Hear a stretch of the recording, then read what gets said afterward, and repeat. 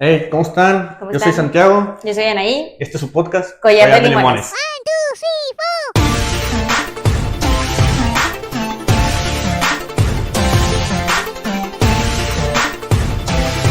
Hoy quiero hablarles, queremos hablarles de una cuestión muy común, una duda muy común en consulta y aún no en consulta, incluso ahí en redes sociales, es de las cosas que más nos llegamos a topar que la gente no conoce, que es la reproducción en general, cómo se reproducen los animales, perros y gatos y cómo se esterilizan o para qué se puede esterilizar, cuáles son sus ventajas, desventajas y mitos, ¿no? Alrededor de esto. El día de hoy les vamos a desmentir los mitos que hay acerca de la esterilización de las mascotas. El primer mito que yo siempre me topo, o que siempre es muy común que pregunten, ¿es verdad que las mascotas, que los perros, que los gatos se tienen que reproducir por lo menos una vez y no hay afectaciones a la salud? Ese es un gran mito y pues muy extendido, creo que ya lo habíamos hablado en el primer capítulo, pero no es necesario para que ellos sean sanos el hecho de reproducirse o cruzarse al menos una vez, aunque no lleguen a la gestación. Es decir, no tiene que haber a fuerza una monta para que ellos vivan felices, ni para que conozcan el amor, ni nada de eso. Eso es una cuestión de percepción y ellos no perciben igual que nosotros. Entonces, pues no, es un mito. Es un mito. Yo creo que hay que profundizar un poquito más en lo que es la reproducción para comprender un poquito más sobre este tema, ¿no? Así es. ¿A qué edad entran en celo pues un perro, una perra, un gato, una gata? ¿El celo se presenta también en machos y en hembras? ¿O es diferente? ¿Qué es el celo también? ¿Qué es el Creo celo? que esa es una pregunta básica y que muchos no saben. Sí, el celo en animales, por lo menos en perras, se puede identificar porque es el momento en el que hay sangrado vaginal. Así es. ¿Verdad? Hay sangrado, hay cambio en la estructura de la vulva, se ve más inflamada, se ve rosa. Bueno, en los casos de perros de color claro, ¿verdad? Vemos muy evidente el color rosita de la vulva. Vemos el aumento de las mamas también, se pueden ver más inflamaditas las tetas de las perras. Hay un cambio de comportamiento. Sí. La perra se deja montar, la perra está un poquito más cariñosa, va y se te... Sí, está como más necesitada de atención, más buscando caricias, pero también hay, eso es como en el celo en el momento, pero antes del celo puede haber otros cambios más de agresividad o de territorialidad, o sea, de defender más su espacio personal porque se sienten irritables. Igual que en el caso de las mujeres, pues tenemos un ciclo y ellas igual, entonces al momento antes de que empiece el sangrado vía vaginal, en ellas empieza a haber un cambio hormonal que las hace más susceptibles a todo, todo les molesta. Están más irritables. Sí. Hay un cambio hormonal ahí y empiezan, están un poquito más irritables, no te aguantan tanto una caricia, no te aguantan... que las molestes, que las estén estrujando. Exactamente. Y si luego después con el macho se pueden pelear. Ajá. Después ya empieza a estar más susceptibles a la monta, que ya se dejan montar, ya se dejan que te acerques más, ya todo, ¿verdad? Sí. Hay una cuestión importante que son las feromonas. Las feromonas son este tipo de aroma que desprenden los animales y desprendemos nosotros también cuando estamos en ciertos momentos donde nuestro organismo está produciendo ciertas hormonas y producimos las feromonas. Las feromonas pues también son proteínas, pero a nivel de, proteínas que se pueden evaporizar hacia el exterior. Las feromonas es un químico que detecta en los animales. Yo creo que en los humanos ya no existe eso, ¿no? Pues sí, pues ya está, hay perfumes con feromonas. ¿No les parece eso curioso? Pero vaya, no está tan estudiado. Pero los animales sí lo detectan ese aroma, pues sí, es un aroma, ese químico. Dicen, oye, pues hay que ir a copular, ¿no? Sí, de que es la señal. Es la batiseñal. Sí, las hembras producen esta feromona, el macho la detecta a través de las mucosas. Así es. Y luego ya van y se aparean, ¿verdad?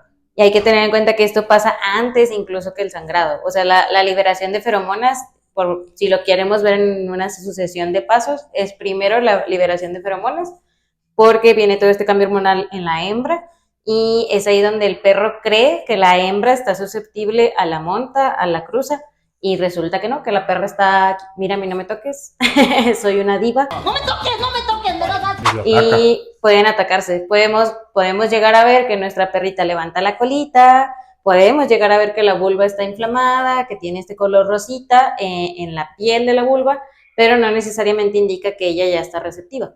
La recepción al macho va a ser así alrededor de después del día 1 del sangrado, como a partir del 5º o 7º día, en el momento que ya se deja montar.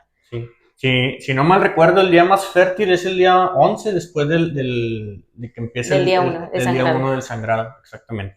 Hay que tener mucho cuidado porque hay que ser muy observadores. En las perritas, pues a diferencia de nosotros como humanos, pues ellos se limpian lamiéndose y se llegan a tragar la sangre, las hembras, las perras en específico, y nosotros no notar esto. Entonces hay que ser muy observadores de las otras cosas que les mencionamos, del tamaño y color de la vulva, del tamaño y color de las mamas y de su comportamiento. Oye, doctora, ¿a qué edad mi perrita está lista para recibir el macho? ¿A qué edad entra en el celo, pues?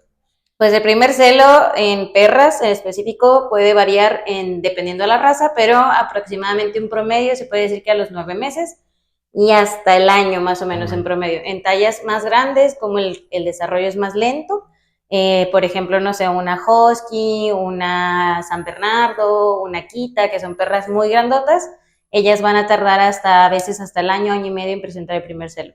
Pero una chihuahuita, una shih tzu, un pomeranio, que son pequeñitas, ellas pueden presentar el celo desde los 9 meses y hay algunos casos precoces. A mí me ha tocado muy precoces de 7, 8 meses que ya empiezan a presentar el celo. Entonces hay que tener mucho cuidado y hay que también ser muy conscientes de la edad que tienen nuestras mascotas, porque me ha tocado muchos clientes que no saben ni cuándo nacieron. Oye, pero desde el primer celo, ¿las perritas ya se pueden reproducir? Sí pueden, pero no deben. El deber ser es esperar a que pase al segundo celo o incluso al tercero, porque en el primer celo todavía no se desarrollan por completo. Todavía tenemos perritas que pueden tener problemas en el parto. Si lo ponemos un ejemplo de humanos, pues es como una niña de 13, 14 años que ya tuvo su primera menstruación, pero todavía no quiere decir que ya esté lista para tener un bebé, ¿verdad? Exacto, su tamaño, su complexión no les va a permitir que se desarrolle un bebé, y en las perras pues hay que tener en cuenta que no tienen uno, por lo general tienen mínimo 3 o más, ¿no? Entonces, pues mucho cuidado con eso, y hay que tener también muy en cuenta el tamaño de nuestra perra y el tamaño del perro con el que se cruzó. Y si fue un accidente, pues con más razón hay que estar muy al pendiente en el seguimiento con el veterinario para poder saber si este parto no pone en riesgo a nuestra perrita. Así es. Doctora, hablando de eso, ya cuando mis perros copularon, tuvieron el acto sexual, ¿cuánto tiempo pasa de gestación para que la perra vaya a parir, para que vaya a tener a sus bebés, a sus crías? A los cachorritos, pues en perras el promedio es de 60 a 65 días la gestación. Más o menos unos 2 meses, puede ser 5 días más, 5 días menos. Así es, en promedio. Y eso pues ya lo podemos determinar por medio de un ultrasonido y por medio de radiografías, más o menos podemos ir calculando la edad gestacional. ¿Cuántos cachorros son? También por medio de una radiografía, más o menos cuántos cachorros son, para que estén al pendiente y vean de que, oye, mi perrita tenía 5 cachorritos, ya tuvo los 5. Exacto. O no, nomás tuvo 2 y ya pasaron 8 horas y no ha tenido a los otros. Y hay que correr ¿Qué está pasando? al veterinario. Hay que ir al veterinario, ¿verdad? Entonces, ese tipo de situaciones es importante que conozcan los tiempos. También otro tiempo que es importante que conozcan es que si ya tienes una perrita que está gestante y que ya está en parto, el promedio de horas desde que comienza la labor de parto, que es cuando tienen sus contracciones, se acuestan y liberan una primer bolsa, que es la bolsa que digamos que sería como, en las mujeres sería como cuando se te rompe la fuente, entre esa primer saco que no tiene feto, que es pura agua, ese primer saco y el primer bebé tienen que pasar máximo 4 horas. Y entre bebé y bebé, máximo 2 horas. Si eso se extiende más de lo que les mencionamos, hay que ir al veterinario para que nos apoyen, ya sea ayudarle a parir o hacer una cesárea de emergencia de ser necesario. Bien. En las gatas, antes de que se me pase y nos brinquemos a otro tema, la gestación es distinta. La gestación puede durar un poquito menos o un poco más. Puede ir desde los 58 hasta los 67 días. Oye, otra cosa también importante en gatas, el celo se presenta de diferente manera que en las perras. Ellas no sangran. Para empezar, esa es la primera diferencia, y el segundo son más escandalosas. La actitud en la gata cambia mucho. A diferencia de su cuestión física, las mamas y la vulva pueden no verse tan inflamadas, pero la gata va a estar insoportable. Es un cambio de comportamiento muy evidente, ¿verdad? Mucho. Si la hembra perra es así, ¿cómo se dice? Muy necesitada de atención y muy, ya, volteame a ver, hazme caso. La gata le dice, quítate que yo te voy, y está todo el tiempo llorando. Es cuando hacen este sonido que luego la gente confunde con bebés llorando.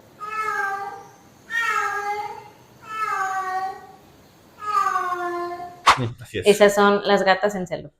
Y otro detalle importante en las gatas es que su ciclo, en las perras no lo habíamos mencionado, pero también es importante.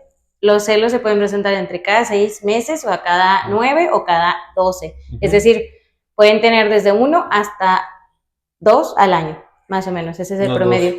Y la gata no. La gata tiene un celo, bueno, un estro que se le llama poliéstrica estacional, que tienen muchos celos, así como nosotras las mujeres también somos poliéstricas, pero no somos estacionales. Nosotras cada mes tenemos un ciclo igualito con respecto a la producción de óvulos. Las gatas en primavera y en otoño tienen tienen esta etapa de celos, y pueden estar teniendo un celo tras otro sin parar. Entonces es por eso que a mí, yo me he dado cuenta que hay más conciencia de esterilizar a gatas que a perras, porque es más estresante. Oye, mucha gente no sabe, a mí me ha tocado de que, oye, es que ya lleva sido un mes sí, y eso tampoco es normal. O sea, un celo tras otro, como quiera, tiene su periodicidad. Pero si llevan, no sé, todo el año o 6 meses seguidos, un celo tras otro, eso no es normal. Y hay que tener mucho cuidado, porque hay mucha tendencia en gatitas, como tienen este tipo de reproducción, a generar quistes o ováricos o otras cosas, ¿verdad? Pero pues lo más común son los quistes, y esto empeora el asunto. Luego tienes un celo todo descontrolado. ¿Qué es lo mejor para esta situación? Esterilizar. Nunca se olviden de esterilizar. Así es. Bueno, yo creo que ya podemos, ya dando así una explicación en general de la reproducción, yo creo que ya podemos pasar a ventajas y desventajas de una esterilización, tanto en hembras como en machos. O no sé si quieres comentar algo. Yo creo que nada más me gustaría, otro mito que he escuchado es que, bueno, lo mencionamos así rapidito, pero no es verdad que los machos también ocupan a fuerzas cruzarse una vez. No. Eso es un mito. No porque no se vayan a cruzar les va a tumor testicular, no porque no se crucen se van a morir de cáncer. Eso es un mito. La probabilidad de que a tu perrito le dé cáncer por una u otra razón del área testicular puede depender de muchas otras cosas. Pero no tiene nada que ver en que no se reprodujo ni nada. Exacto. No tiene nada que ver. Y yo siempre les pongo el ejemplo cuando me preguntan esto. Yo les digo, ¿usted conoce a una persona, a una mujer que nunca tuvo hijos? Dice, no, pues sí. Le digo, ¿y qué le pasó? Dice, no, pues nada. Vive feliz. Pues así son los animales Tiene también. más dinero. Sí. Bueno, no es cierto. Yo no tengo hijos y no tengo dinero. Pobre cosita fea. Digo, pues así son los animales también. No necesitan reproducirse para vivir bien, desarrollar su vida sin complicaciones. Es independiente.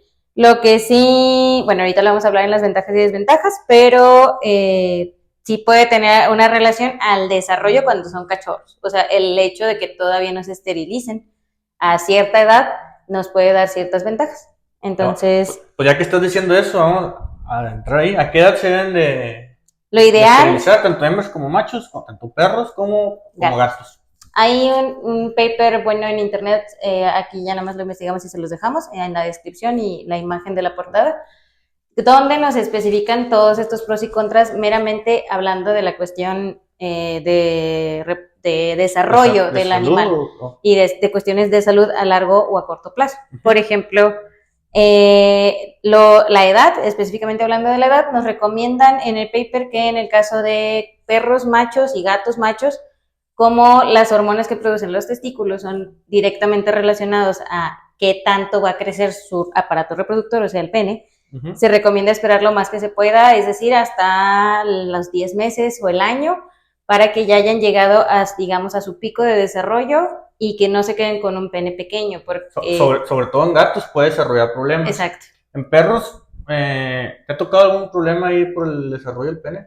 Sí me ha tocado pocos, pero sí pasa. Pero también tiene que ver con la raza, porque me ha tocado mucho que son perritos que se castraron muy chiquititos. Chihuahuitas o qué. Y no, más que nada con perros que tengan la piel muy holgada, porque luego se queda el pene muy pequeño y muy pegado al abdomen, y la salida de la pipí se ve obstruida, porque hay más piel que pene, básicamente. Sí. Entonces, ojo con eso, si se pueden esperar, eso sería lo ideal. Yo siempre recomiendo después de los 7 meses. Yo también en promedio, digo, también va dependiendo de las necesidades de cada paciente. Porque luego me ha pasado de que no, hombre, me salió y ya fui y se copuló con una perra que andaba bien cel y todo. Y más en gatos. Los gatos es todavía más complicado evitar que se te escapen. Entonces, pues sí, en los gatos ahí va dependiendo. Si realmente tienes un gato completamente de interior y que tienes tu casa adecuada para que él no se escape, así ande vuelto loco porque le una gata en celo, pues te puedes esperar. Pero si yo entiendo que sabes que, oye, en mi casa sí hay riesgo de escape o mi gato sale y no todo el tiempo está adentro, entonces ahí sí, lo más pronto que se pueda esterilizar. ¿Vale la pena correr ese riesgo de que se le quede un micropene? Contra las ventajas. Compensando el riesgo de que se va a ir a reproducir y vaya a traer una enfermedad de transmisión sexual, etcétera, pues exacto, sí vale la pena correr ese pequeño riesgo que hay ahí. Esa es otra ventaja, evitar las enfermedades de transmisión sexual, que luego nosotros no las tenemos mucho en cuenta, porque creo que como propietario piensas mucho antes en que no te vaya a salir con el domingo 7 tu perra, pero aparte de traerte cachorros a tu casa, te puede traer una enfermedad. En perros, el más común, pues es el TBT. Significa tumor venéreo transmisible. Este tumor, pues el tratamiento es quimioterapia. Es un tipo de cáncer, por así decirlo, que puede ser muy invasivo. Pero, a diferencia del cáncer de los humanos o del que conocemos, se transmite de forma sexual. Exacto. Sí, este tipo de, vamos a ponerles una imagen de ejemplo, pero son este tipo de lesiones que son como si fueran unas verrugas muy grandes y que pueden llegar a sangrar y que podemos verlas tanto en la zona genital, o sea, pene, vulva, vagina, o en las zonas de mucosas orales o incluso en los ojos. Ahí les voy a dejar también otro ejemplo, uno muy aparatoso y uno muy X, para que vean la diferencia y cómo se puede llegar a ver el TBT. Es altamente contagioso, de hecho se le conoce como tumor sticker, porque nada más se rozan y ya se lo contagiaron. Se le pegó. Bueno, hay nomás que se nos olvidó mencionar. En hembras la edad para esterilizar es después de que haya presentado su primer celo. Ahí ya va dependiendo de la raza, como les dijimos, hay unas que pueden ser desde los 6 meses que te presenten el primer celo y hay otras que hasta el año, entonces idealmente hay que esperarnos a que pase el primer celo. Si te preocupa por el mismo caso de los machos que se te vaya a cruzar en el primer celo, o que no los puedes separar porque tienes machos y hembras conviviendo, que eso no está bien, pero si por alguna razón te preocupa que se vaya a cruzar o a preñar en el primer celo, pues también se puede llegar a esterilizar antes del primer celo así, idealmente esperar mínimo a los 6 meses de edad, para que no lo hagas tan joven, sobre todo en gatos. En gatas yo diría que sí se esperen hasta, ¿sabes qué? Espérate incluso hasta que presente el celo y preferiría recomendar que se esterilicen durante el celo a que lo hagas muy, muy jóvenes, porque el aparato de las gatas es muy chiquito y corremos mucho riesgo dependiendo quién te lo opere, ¿verdad? Pero puede haber gente muy inexperta y que te corten de más o te corten de menos y que te anden dejando los ovarios o que te lastimen la conexión del ovario, del útero con la vejiga y eso puede llegar a provocar luego problemas urinarios. Entonces, eso, ojo ahí. Oye, no sé si qué te parezca mejor, que hablemos primero de todas las ventajas y luego las desventajas. ¿O una y una? ¿O una y una? Una y una. Bueno. Yo creo que para que no te asustes y tampoco creas que todo es color de rosa. Muy bien. La primera ventaja, que es la que más se nota, es, pues, evita la sobrepoblación. Sí. De ahí de lo que andan los animalitos callejeros, que andan los perritos ahí en la calle, que anden todos los gatos ahí por la colonia.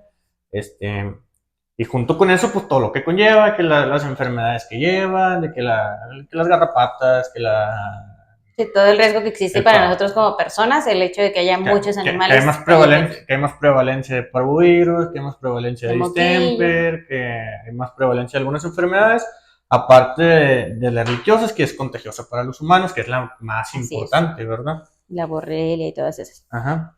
Una desventaja, pues obviamente al ser una cirugía, que es la manera en la que se hace de manera tradicional, por así decirlo, la esterilización. Hay otros métodos, sí, Sí se puede haber otros métodos de castración química, sobre todo para machos, que son unos implantes, pero no son tan comunes, son un poco caros y realmente yo creo que al menos en México el 90% de las veces la elección es la cirugía.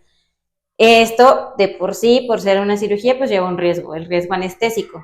¿Qué quiere decir esto? En cualquier cirugía que nos hagan o les hagamos a un animal, vamos a bajar su frecuencia cardíaca, su frecuencia respiratoria y esto conlleva un riesgo de muerte, así tal cual. Entonces, para poder hacer la cirugía, el animal tiene que estar sano, tiene que tener una valoración médica previa y seguir las recomendaciones durante, antes y después de la cirugía. Oye, también es importante mencionar que también en machos, aunque no es una cirugía invasiva, también es una cirugía. Exacto. No crean que es como en los humanos, que hay una que se le llama vasectomía sin cirugía, que es como una prensión nada más con pinzas sin necesidad de anestesia general. En el caso de los animales siempre es con anestesia general. Nunca vamos a castrar un perro o un gato con anestesia local. Exacto. Eso se hace en otras especies por cuestiones de rapidez, pero en mascotas no. Esto lo menciono porque ya me pasó una vez que me dijeron de que, oye, quiero esterilizar a mi perro macho, pero me dijeron que no era cirugía, que era, digo, si es una cirugía, lo que pasa es que no se abre músculo, no se incide músculo, pero sí, no deja de ser una cirugía. No hay contacto con otras estructuras más que con las que vamos a retirar, ¿no? Digo, pero no deja de ser una cirugía, se tiene que anestesiar, se tiene que dar el protocolo postquirúrgico. Exacto, y prequirúrgico. Y prequirúrgico, o sea, todo como una cirugía, nada más que no se incide músculo. Entre comillas, la recuperación es más fácil, más rápida. Exacto. Depende mucho ahí de la técnica que se utilice, pero sí, es en un gran porcentaje más fácil la recuperación para un macho que para una hembra, ya sea perro o gato. Y en hembras, a mí sí me gustaría hacer mucho hincapié, y lo vamos a poner aquí en rojo con mayúsculas, es una cirugía mayor. Se abren 6 capas de piel, subcutáneo, músculo, mesenterio, la fascia muscular, etcétera. Se entra la cavidad abdominal. Exacto, y se extirpa todo el aparato. Es como cuando a nosotras las mujeres nos hacen la cirugía de retiro por completo, pero que normalmente nosotras ya es por una cuestión de salud. De salud, porque ya tienes un tumor, un mioma, un quiste que no se va y que no se va, etcétera. O aquí, en la diferencia en perras y gatas, es una cirugía electiva. ¿Qué quiere decir esto? Tampoco es de a fuerza que si tu perrito tiene otra condición, o perra, o gato, o gata, tiene una condición de salud que es de mayor prioridad y eso pone en riesgo su situación para una cirugía, pues no te voy a decir, ya esterilízala y es más importante esterilizarlo. No, primero es lo demás. Que esté bien de salud antes de esterilizar. Exacto. Y pues por lo mismo de ser una cirugía mayor, la recuperación es más lenta, más complicada y hay que tener mucho cuidado con el postquirúrgico, que eso pues normalmente ya va de la mano del propietario. Eso regularmente se hace en casa. Así es. Lo hace el propietario, todos los cuidados postquirúrgicos. Incluso hay algunas veces que se encargan de darle la medicación, de hacerle las limpiezas. Exacto. Ahorita les vamos a hacer un videito rápido. El movimiento, etcétera, ¿verdad? Todas las recomendaciones que les den el médico cuando haga la cirugía. Exacto. Claro que como quiera, pues hay que trabajar en conjunto. Si ven algo raro y ya decidieron pasar por la elección de hacer la cirugía de esterilización de sus perras o gatas, cualquier cosa normal, pregúntenle al médico. Y si se las entregan y no les explicaron nada, no se queden así. Pregunten. Es su responsabilidad porque si algo malo pasa durante la recuperación, es responsabilidad compartida. ¿Ok? Otra de las ventajas, aunque no siempre pase, puede ser estos cambios de comportamiento. Que se reduce el marcaje, que quiere decir que no andan orinando en todas partes. Sí, todas las personas. Se le reduce la territorialidad. Ajá. Quiere decir que se vuelven menos agresivos, defienden menos el territorio, no van a andar ahí peleando. Exacto. Eso para muchos, bueno, al menos para las personas que tienen mascotas en la ciudad, es una ventaja. Personas que a lo mejor tienen animales de trabajo en un rancho, a lo mejor no es tan deseable perder esa parte de la territorialidad, porque a lo mejor, no sé, imagínate un border collie que pastorea, pues ahí sí necesitas que el perro... Que es un cuidador de ovejas o de chivas. Pues necesitas que este perro tenga esta territorialidad para que defienda a su manada. Exacto, esa naturalidad que viene de las hormonas testiculares. Entonces, en esos casos se hacen otros cuidados como a lo mejor tener puros machos, o cuando ya sabes de la temporada de celo de la hembra, pues no la llevas o así, etcétera. ¿no? Entonces, no en todo, es importante mencionar que no en todos los casos pasa, exacto. pero sí se reduce, yo creo, un 50%, ¿no? Y se reduce también la actividad física, por elección. O sea, el perro tiende, cuando ya está castrado, y la perra y los gatos también, tienden a hacer menos ejercicio cuando ya están esterilizados. Y eso lo tenemos que promover nosotros. Entonces, en perros, gatos o gatas y perras que son mascota, pues una vez que las esterilizamos hay que tener mucho cuidado con la actividad física, con ponerlos a batallar, a ponerles juegos mentales para que no estén aburridos y que puedan tener ganas de moverse, y cuidar la ración de la alimentación. Eso es muy importante. Junto con este viene una desventaja. Junto Sí. con este punto.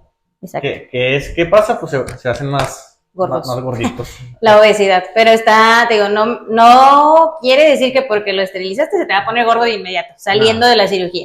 Es porque tienden a esta situación de no caminar. Se vuelven más sedentarios, comen más. Como no hay una hormona que le regule esta actividad, esta saciedad, no hay una hormona que le dice, oye, necesitamos hacer ejercicio, necesitamos movernos. Sí, oye, hay algo allá afuera. Ajá, pasó alguien, vamos a ir a ladrarle. Exacto. Pues podemos caer mucho más fácil a la obesidad. Y la obesidad no es saludable. Aunque se ven hermosos los animales ahí todos gorditos y pachoncitos, no es saludable. Porque si en algún momento requieren otra intervención quirúrgica o viven muchos años con obesidad, hay otras enfermedades que se pueden desarrollar por ser obesos, igual que en las personas. También a los animales les da diabetes, ¿eh? Entonces, mucho cuidado. Diabetes, hay desgaste en articulaciones, sí. Hay muchas riesgo cosas. De hemorragias durante cirugía porque tienes 1000 de grasa visceral que no te deja hacer nudos, cosas así. Entonces, hay que cuidar a nuestras mascotas y su peso. Y aquí quiero aprovechar para recomendar, sobre todo a los dueños de gatos, tengan una báscula.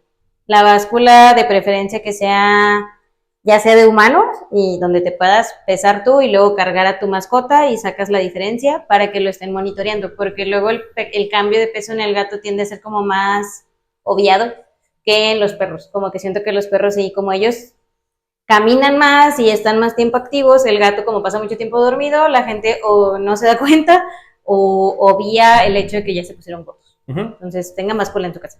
Una de las ventajas, ya hablamos un poquito del TBT, pero hay otra enfermedad en gatos que se nos olvidó mencionarlo, que es una enfermedad también transmisible. Exacto. Que es el SIDA, y la leucemia felino y leucemia felina. Estas también se transmiten por vía sexual. Hay otras formas de transmisión, pero también la vía sexual es importante. Sí, que esto en gatos hay una ventaja, que hay vacunas. Exacto. Bueno, para la leucemia. Bueno, para la leucemia, sí. Para la leucemia hay una vacuna que ahí la podemos evitar. Pero también, pues si lo esterilizamos, también sería una ventaja ya que ya llevamos, ¿verdad? Exacto. Aparte de la vacuna. Ahí hay que hacer énfasis en que esas enfermedades son virus. También el TBT es un virus, pero es un virus que provoca tumores. En el caso del SIDA y la leucemia son virus que no provocan casi nada físicamente por mucho tiempo, y luego de repente tienes un animal muy enfermizo que cada rato... Luego nos damos cuenta cuando lo vacunamos y le echamos la culpa a la vacuna. Bueno, le echan la culpa a la vacuna. Es que lo traje a vacunar y se puso mal. Ahí, ojo, la vacuna de leucemia no se debe aplicar si el animal tiene riesgo de haber estado enfermo o de haber contraído la enfermedad. ¿Y cómo nos damos cuenta? Con la prueba.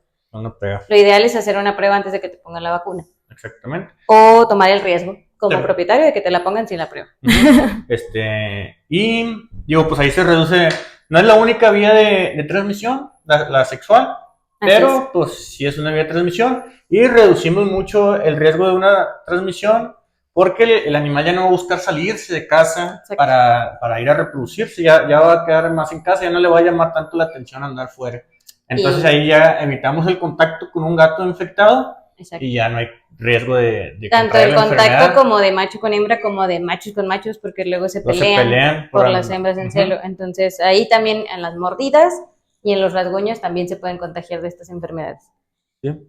Otra desventaja, pues como ya lo habíamos dicho ahorita, es que si esterilizamos muy jóvenes, pues podemos afectar el desarrollo de nuestra mascota. Desde que no lleguen a su potencial de altura, de peso, pues sí, de tamaño, pues hablando de todo el cuerpo del animal, Si lo hacemos muy jóvenes, podemos detener este crecimiento y con eso sus desventajas que ya mencionamos en el tamaño del pene con respecto a problemas urinarios en gatos y también en perros. Y afectando este crecimiento, doctora, ¿ahí se afectan también órganos internos?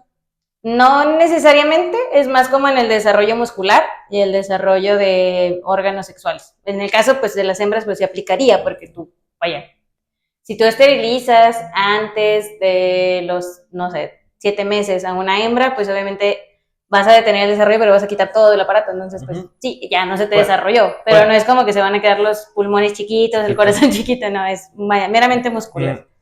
Lo único que sí leímos un poquito que sí podría afectar tener problemas cardíacos, si se hace muy chica la cirugía. Bueno, sí. Y otro también es la vejiga. Eso también, como está muy relacionado a hormonas sexuales, también puede llegar a pasar que haya una microvejiga o una tiene un nombre médico, ahorita me acuerdo, pero una vejiga pequeña. Bueno, el punto es que si también se queda así pequeño, pues obviamente la capacidad de retener orina es diferente, la frecuencia con la que se puede enfermar una vejiga en un tamaño adecuado pues es mayor y cosas así. Otra ventaja que tiene la esterilización en las mascotas es que se reduce mucho en hembras, se reduce mucho el riesgo de tener tumores mamarios. Ajá. No se elimina el 100%, pero se reduce significativamente, se reduce un chorro bastante. Y el porcentaje es mayor entre más jóvenes se hace, es decir, entre menos celos pase la hembra, es más probable que por esterilizar evites los tumores. Se desarrollen los tumores mamarios. En hembras. En machos, pues se reduce al 100% el riesgo de tener tumores testiculares. Claro. Se reduce también bastante el riesgo de tener algún tumor en la próstata. Se me fue el nombre. En la próstata. ¿Qué otra cosa? Nomás son los tumores más comunes que se reducen. Sí, pues realmente te digo, en el caso de las hembras, pues al retirar el aparato por completo incluye varios. Pero, ojo ahí, si tú esterilizaste a tu perra o a tu gata y a pesar de que te la esterilizaron sigue teniendo celos o actitudes de celo, eso no es normal y puede ser que le hayan dejado un piquito de un ovario. O un ovario completo, o un ovario y un cuerno, o lo que sea, pero al menos un ovario o un pedazo de ovario. Y con un pedacito micro, con eso tienen para estar generando toda la cascada hormonal. Ya no se van a preñar porque ya no van a tener útero, pero las hormonas siguen ahí. Exacto. Y eso genera que después haya tumores de ovario. Exactamente. O quistes. Y eso genera muchos genera problemas. todavía más problemas que si no los hubieran esterilizado. Exacto. Entonces, lleven siempre a esterilizar a sus mascotas, sean machos o hembras, con un profesional que tenga cédula, que tenga título y que esté lo que decimos en todos los videos, ¿verdad? Por favor, ese es su trabajo. Y pues otra desventaja, aparte de la falta de desarrollo en los órganos sexuales, como les mencionaba, hay un paper que dice que puede promover en animales que son inseguros en cuanto a actitud, que se crean más inseguros porque no van a tener este empuje psicológico o etológico que dan las hormonas hacia enfrentarse a cosas, ¿no? Por ejemplo, sobre todo en los casos de los animales que queremos luego para trabajo, como decíamos, pues no te conviene, ¿no? No necesitas un perro que sea inseguro, no necesitas un perro que no se vaya a hacer su trabajo, que no se vaya a defender. E incluso también en animales de casa, porque pues un perro que está inseguro puede tender a ser agresivo. Entonces, no es problemas ahí de agresividad, pero no es una agresividad que el perro sea agresivo como tal, sino que viene más de una inseguridad. Exacto, del miedo. Entonces, a la par de que yo creo que ahí lo que queda mencionar es que a la par de que hay que ser un dueño consciente y que si no, tu animal no es para trabajo, que tu perrito es de casa, tu gato, tu perra, etcétera, pues necesitas trabajar también en la parte ambiental para que tengas un animal seguro de sí mismo y equilibrado. Eso es muy, muy importante. Sobre todo, a mí me ha tocado más este tipo de comportamientos en perros rescatados. Sí. Que vienen de la calle, o ya si bien sea que los atropellaron, que los maltrataron, que otro perro vino y los atacó, sí. Que se les quedan estos traumas y luego se vuelven inseguros y hay esta agresividad. Exacto. Pero no es agresividad, es más bien de que aléjate, hazte para allá. Sí, se defienden mucho.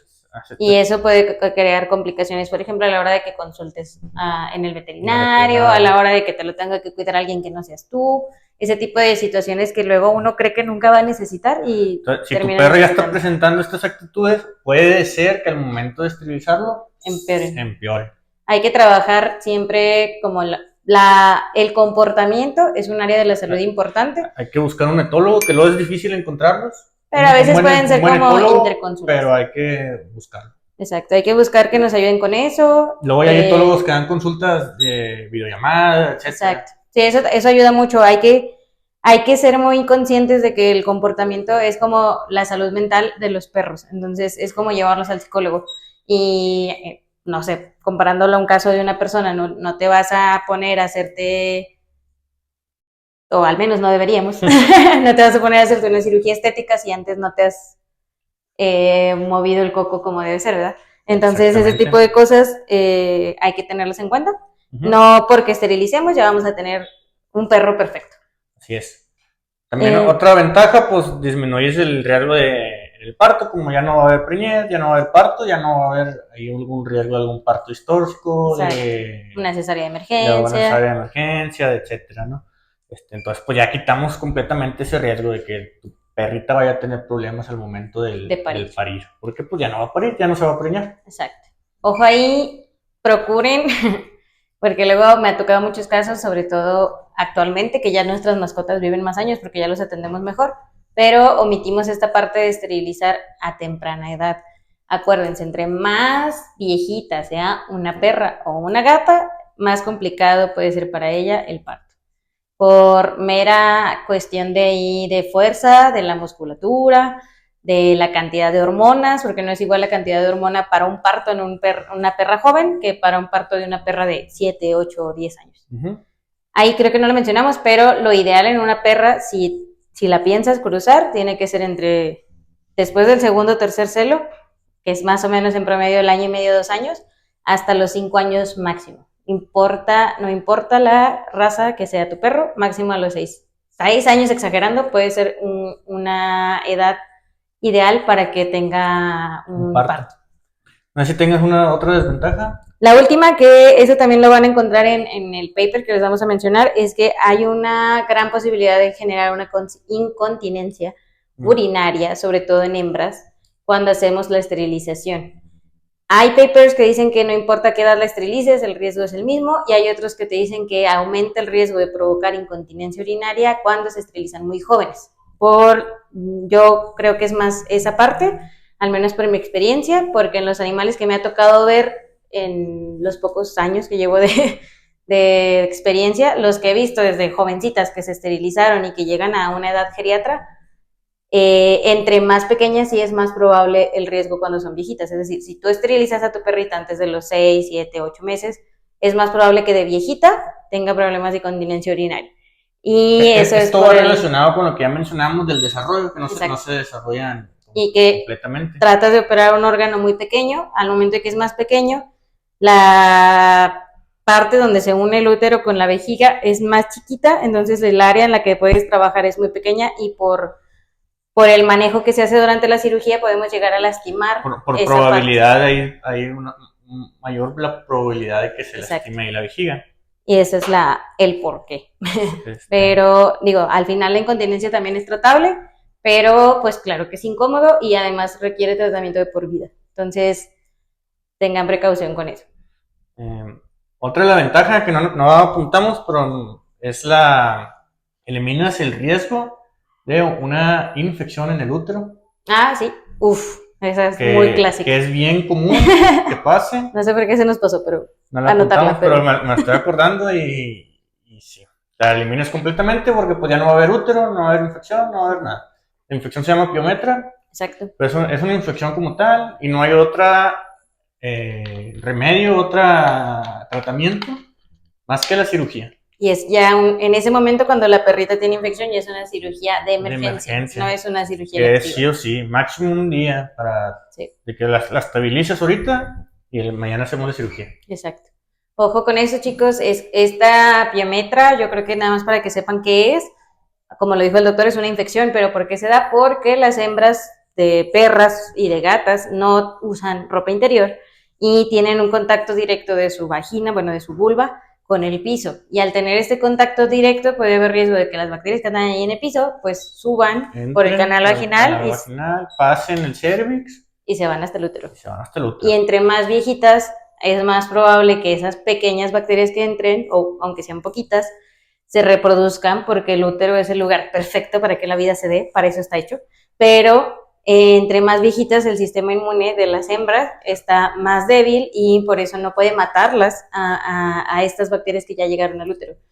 ¿Y qué pasa? Pues ya sea pus o un contenido mucopurulento, es decir, que hay sangre y pus, o hay moco y pus, o hay sangre sola, o hay líquido solo. Lo del líquido y la sangre no es meramente por bacterias, pero también es una condición que evitas cuando esterilizas. Causa bastante dolor, causa bastante sufrimiento al animal, y lo mejor es... Y hay un riesgo altísimo de fallecimiento si esto no se opera rápido. Y esto no se puede prevenir con nada. No, más que con la esterilización. Exacto, entonces ahí aunque tu perrita nunca se haya cruzado, tu perrita viva limpia y sana en tu casa y nunca se esterilizó. Nunca se te ha enfermado en los 8 años que tiene la perrita. Exacto. Nunca se te ha enfermado. ¿Por qué le dio la piometra? Porque tiene útero. Tiene útero, exactamente. Entonces, como dicen las mamás, la matriz solo sirve para 2 cosas, para dar problemas y para dar hijos. Entonces, en los animales de compañía, al menos, esto aplica al 100%. Desconozco si en yeguas tenga las mismas ventajas, pero pues son diferentes, ¿verdad? No todos tenemos una yegua en nuestra casa. Pero al menos en perros y gatos. Es un poquito más difícil porque la yegua no se sienta en el piso. Eso sí. No tiene contacto la vulva con el piso, igual en las vacas. Entonces, no sé, no quiero decir que no les dé, pero es más difícil. Sí, sería más complicado, sí. Por la forma en la que orinan. O sea, pues nunca se sientan. No. Si se sientan es porque si hacen un pequeño, como que se sientan, pero no se van hasta el piso. Claro. Eso es muy importante, yo no lo sabía. Entonces, digo, desconozco, no quiero decir que no les dé, pero es más difícil. Claro. Por su fisionomía. Yo creo que sería más fácil solo si por ejemplo, se contaminaran a través de un pene de un caballo sucio, ¿no? O sea, de que el pene del caballo ese sí es por alguna razón de un caballo bien enfermo. Pero sucio. Estamos hablando sin saber. Sí, nosotros, si hay por ahí un caballólogo que nos quiera decir si existe la piometra, hemometra o hidrometra en yeguas. Y nos diga cuáles son las causas más comunes. Yo creo que a lo mejor podemos traer a alguien de caballos. Sí, pues tú tienes un amigo, ¿no? Lo podemos invitar para el siguiente video. Para ya hablar de otra cosa que no es en perros y gatos. Sí, otra cosa. Una desventaja, que es la más común, la más obvia, es pues que ya no se van a poder reproducir. Bueno, eso sí. Si tú querías que tu perrita tuviera hijos, pues ya no se va a poder. A lo mejor suena muy obvio, pero creo que sí es importante, como lo mencionamos desde el inicio, es una cirugía. Son irreversibles. No podemos volverle a poner el útero a la perra, ni a la gata, ni a los machos los testículos. Los testículos a los perros. Otra cosa, la cirugía más común que se hace en un 90% en machos es el retiro completo de los testículos. Sí, es una orquiectomía, ese es el nombre correcto, que es básicamente amputar ambos testículos. Ambos testículos, que aunque sí hay otro tipo de cirugías, pero la más común en un 90% es retirar completamente los testículos. Exacto. Porque aquí no solo buscamos, como ya les mencionamos, reducir el riesgo de que el macho preñe, sino de tener beneficios a su salud. Y si no retiras los testículos y se quedan ahí flotando, pero sin conexión, el riesgo sigue ahí. Entonces, eso es lo más importante. No sé si hay otra cosa que agregar, médico. No, pues no sé si tenemos una pequeña dinámica. Sí, vamos a grabarles nada más así rapidito. Este es nuestro perro. Nuestro perrito. Nuestro perro, que es de un anime. Si alguien sabe de qué anime es, pónganlo en los comentarios. Vamos a fingir que es una pug. Porque está chata. Si ya la esterilizaste y te la mandaron a tu casa, lo más seguro y lo que debe ser es que tu médico te diga cómo le vas a hacer las curaciones en casa. Punto número 1. La cirugía puede haber sido ventral, que es entre las patitas, en el área de la pancita. Debajo del ombligo normalmente, o del ombligo hacia abajo. Del ombligo hacia abajo, o de manera lateral, que viene siendo por un lado derecho. Normalmente debe ser del lado derecho, hay médicos que se arriesgan y lo hacen del lado izquierdo, pero en cualquier costado de los laterales. Pues. Puede ser por cualquiera de los dos lados, cualquiera de las dos es correcta. Mientras se haga bien. Mientras se haga bien, exactamente. Entonces, ¿cómo se hace la limpieza de la herida? En este caso vamos a suponer que es de manera ventral, que está en el vientre. Ajá. Van a necesitar tener siempre gasas y un antiséptico. Puede ser un antiséptico como que es de clorhexidina. Este es de uso veterinario y lo pueden encontrar en las veterinarias. O pueden usar uno que es de uso humano que se llama microdacin. Ahí les dejamos la foto. Yo creo que ya casi todos lo conocemos, pero ahí van a estar las fotos. De este también se los vamos a poner ahí en grande para que sepan cuál es. Punto número 1. Antes de tener al perro cerca, empapen la gasa con el antiséptico. Porque si ustedes quieren llegar directo con el spray a ponérselo al perro, el perro se va a asustar y no se va a dejar.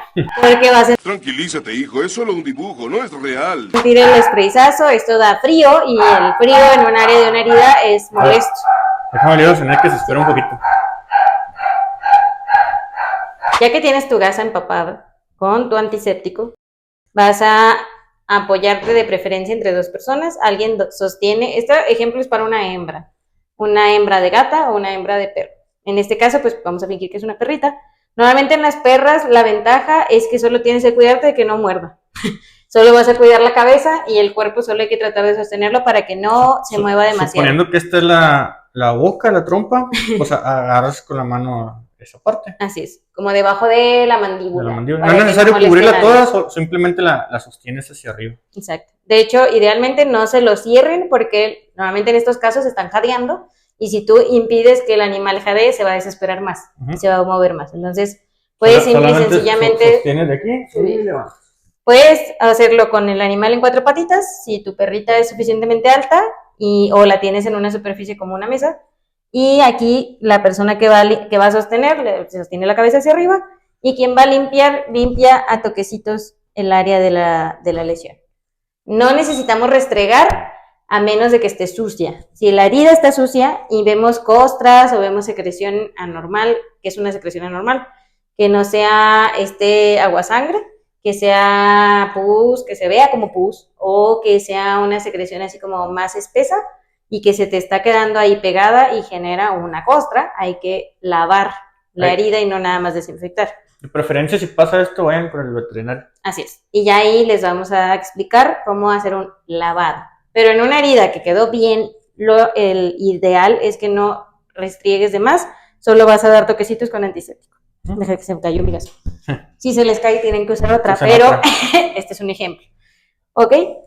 Otra opción, sabes que mi perrita está chiquita, se mueve un chorro, se puede acomodar boca arriba y alguien sostiene hacia abajo o te la puedes poner en el regazo como un bebé recién nacido. De hecho, una amiga que es pediatra me enseñó que así le hacen para las vacunas a los bebés. Entonces, una mano, aquí en este animal no tiene cuello, pero una mano siempre va a rodear el cuello. Y la otra nos sostiene como las pompitas o la caderita, para que se mueva un poco menos y lo pegas hacia tu cuerpo. Y no tengan miedo a ejercer un poquito de fuerza, no les pasa nada. Aguantan bastante. Y nada más siempre dejen libre la boca y la nariz para que puedan respirar. Y igual toquecitos. Toquecitos en toda el área que va a ser la herida. Por lo general se ponen suturas externas y si no, como quiera se ve dónde es la lesión y ahí es donde hay que hacer la presión. Y esto normalmente en una herida que se hizo de manera correcta, que no está contaminada y que no se lastimó el animal porque trae su collar isabelino o su donita isabelina, no hay más que hacer. Solo esto, una o 2 veces al día. Que se le redujo el movimiento, que no anduvieran corre, brinque, etcétera. Esos son otros cuidados importantes. Yo creo que podríamos, sobre todo en hembras, decir que son 4 puntos clave. Reducir el movimiento, que usen collar, dona o faja, cualquiera de las 3 cosas, o sea, una barrera de su boca hacia la herida, la limpieza y la observación, eso es clave.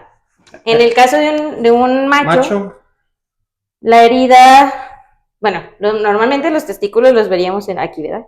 Imaginémonos que en lugar de ser la gasolita, son la bolsa que es el escroto, es la bolsa testicular, y normalmente esta bolsita después de la cirugía, si es un perro joven, se contrae un poquito y queda más pegada hacia el vientre, bueno, hacia la pelvis del animal.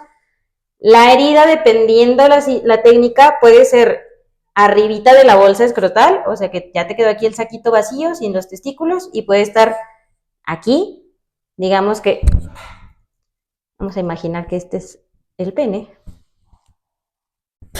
Esta tapa es el pene, aquí está la bolsa que es el escroto, y la herida debe quedar como aquí en medio. Por acá orinan, y esta parte que se ve plana entre el escroto y el pene es una zona donde hay una forma de hacer la castración.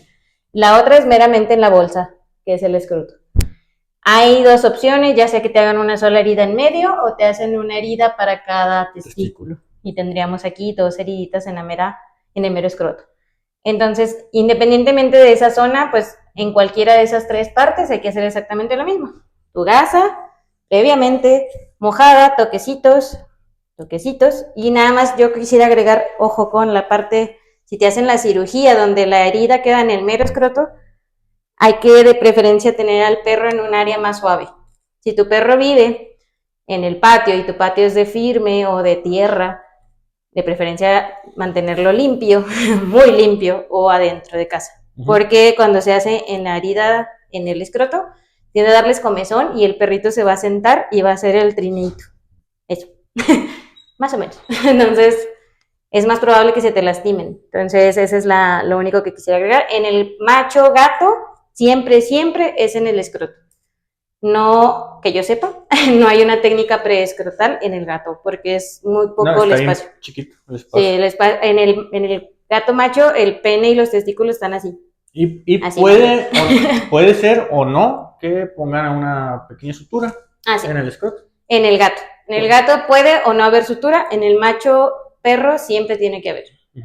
Y pues eso yo creo que es lo general. Tanto en hembras como en machos se pone el cuero isabelino, se pone la dona, se pone bueno, en machos no se puede poner faja, ¿o sí? En el macho perro sí, en el gato no. Te queda de fuera. Pero sí, collar. En perros, perro macho o perro hembra, hay que usar cono, o dona o faja. Y en el gato, la gata hembra sí puede usar faja, el gato macho es dona de preferencia, porque el cono los altera muchísimo porque no ven para los lados. Ya si de plano no tienes, pues el cono está bien, nada más recórtenselo un poquito, nomás para que le estorben voltearse. Y en cualquier caso, sea gato, hembra o macho, perro, hembra o macho, hay que limpiar.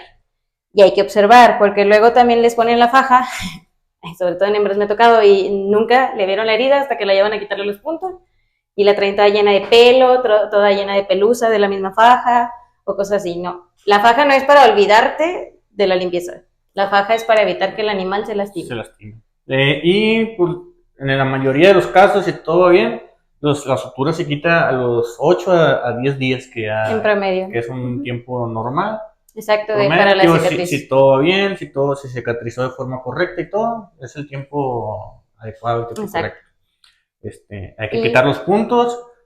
Hay veces que ponen sutura absorbible en la piel. Yo como quiera recomendaría que se la quite, aunque sea absorbible. Que no es lo más recomendable, a veces que por X causa hay que usarlo. Pero de todos modos hay que llevarlo a los 8 a los 10 días para que vea cómo va la cicatrización. Si es necesario, si todavía trae la sutura ahí, los puntitos, pues de una vez se le retira. Idealmente, como dice el médico, pues no se debería usar sutura absorbible afuera. Para ustedes propietarios que no saben de materiales de sutura, la que es sutura absorbible se hace con un material que en teoría se deshace con la humedad y de la cicatrización. Pero al momento de estar afuera, pues obviamente afuera de la piel no hay esa humedad ideal y se pueden quedar ahí las suturas, y aunque se deberían haber deshecho, pueden no deshacerse y generar un problema. Entonces, siempre vayan, como dice el doctor, a las 7, 10 días a que les revisen la herida, independientemente si hay que quitar o no los puntos. Y otra cosa que quisiera nada más por último, hembras, sí o sí, perras o gatas, tienen que tener reposo. Eviten que sus gatas brinquen a lo loco, que anden allá en la azotea, y las perras que anden brinque y brinque, que luego se creen... Si es una perra con mucha energía, que no ande ahí como loca. Sí, incluso si hay necesidad, háblenlo con su doctor, con su veterinario, para que les recomiende algún tipo de medicamento farmacológico para mantenerlos relajados durante la recuperación. Ujú.